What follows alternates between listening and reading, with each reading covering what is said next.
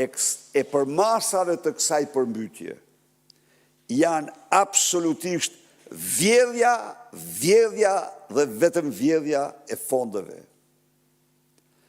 Takspaguesit shqiptar kanë paguar për mbrojtjen e qarkut të Durrësit, Porto Romana dhe zonat tjera, 42 milion euro investim. Por korupcioni ka bërë që hidrovori Porto Romanos kolektorin taket në kotën mbi 70 centimetra. E kuptoni se kur fillon të funksionojaj, mbi 70 centimetra.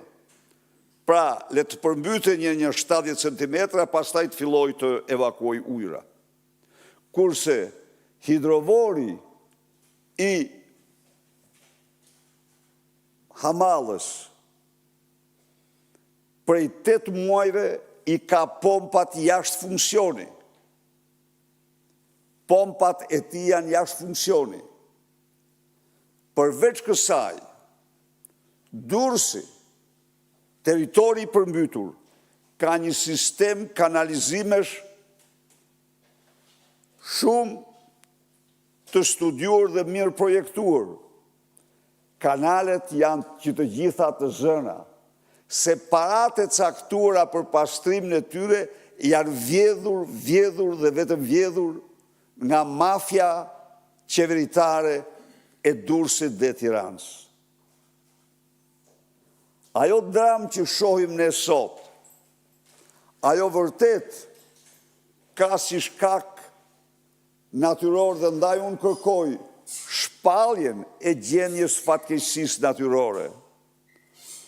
Por këto përmasa nuk i mirë të kur në qoftë se do t'ishin në gatishmëri dhe në funksion hidrovoret të cilët janë të përllogaritur për të mbrojtur zonat nga përmbytjet dhe në qoftë se do funksiononte sistemi i tyre i kanalizimeve. Nga Vora, gjerë në Bregdet,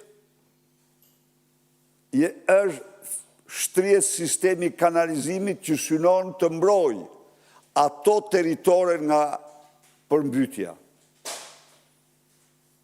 Por kanalet janë fiktive, janë të bllokuara, janë të askujt, masi narkoshteti është shteti i mafjes dhe ka vetëm interesat e mafjes. Natyrisht, kur përdor tendrat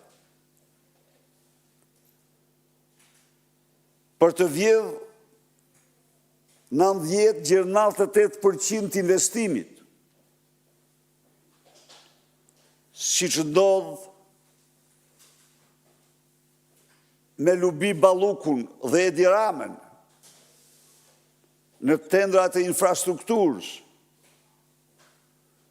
kur ndërton rrugë të Florita që shemen 3 muaj pas inaugurimit, nga 3 milion euro në 360 milion, si rruga Quks, Qaf Ploç, që edhe sot është shemë, dhe do shemet vazhdimisht, sepse Skarpatat janë nanë natyrore, pa asnjë lloj përforcimi. Unë do të them qytetarëve se përforcimi i Skarpatës është kushti i të gjitha kushteve në ndërtim në rrugëve. Skarpata më e rrezikshme në Shqipëri është Skarpata Kardhiq-Tepelen. Por kompania që ka ndërtuar dhe supervizori kanë punuar nofta dhe 2 vite vetëm me Skarpatën. e cila është gjeologjikisht më dëmtueshmja. Por nuk ka lëviz një gur. Sepse, edhe njerë, skarpatat janë pjesë kryesore rrugës, kurse këta kanë shtru asfaltin dhe i kanë lanë si kanë hapur. Dhe tani derdhen mbi rrugë. Pra, gjendja është jashtëzakonisht e rëndë. Java përsëri nuk premton qetësim të motit. Shpallja e gjendjes fatkeqësisë natyrore në të gjitha rrethet e përmbytura, nga Shkodra, gjerë në Gjirokastër, se edhe në Gjirokastër ka përmbytje. Edhe në